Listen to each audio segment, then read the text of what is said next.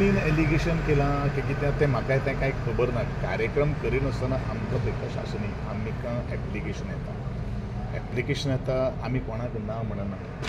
आमी तें department scrutiny करता आनी तांकां आमी सँक्शन करता.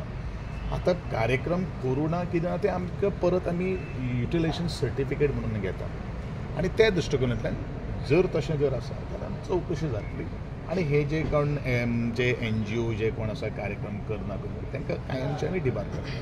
सो म्हणजे खात्याक तुमी पयशे दिले म्हणजे जे ग्रुप्स आसा तांकां तुमी पयशे दिले आनी त्या ग्रुपांनी प्रोग्राम करूंक तें आतां करूं ना कितें आमचें कशें आसा पळय आमी 100% तांकां फायनान्स करना.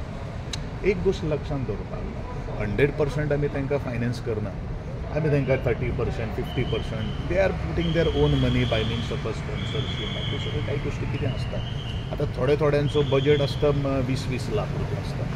आमी तांकां दिता कितले चडांत चड 2 लाख रुपया दिता 3 लाख रुपया दिता असो विशय आसा.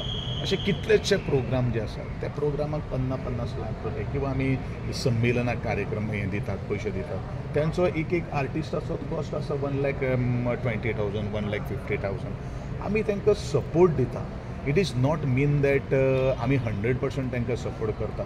जर अश्यो जर काही गोश्टी संस्था जर आसा आनी आमकां कोणाच्या मुखार जर हाडून दवरत जाल्यार आमी तितलेंच आमचें विजील आसतलें डिपार्टमेंट हेंवूय हांव तुमच्या सगळ्यांचें डेफिनेटली इन्क्वायरी जातली आनी we are if the programme has not been conducted we are going to make a recover. कारण हांव तुका सादें सांगता म्हजे कडेन एक एसोसिएशन आशिल्लें.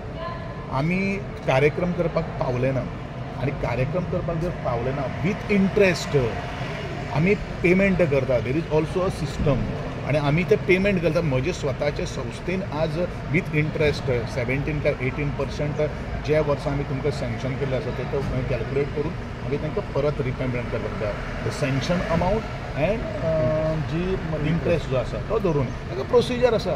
कोण हांगसर हें करना. तुमकां एखादें काही गोश्टी खबर नासतल्यो म्हणून ते जे कोण एलिगेशन जे करता पळय तांकां एखादें खबर नासतलें. तांच्यान जर आमच्या मुखार जर हाडून जर दिल्लें आसा दाखयलें आसा definitely it will be the recover. आनी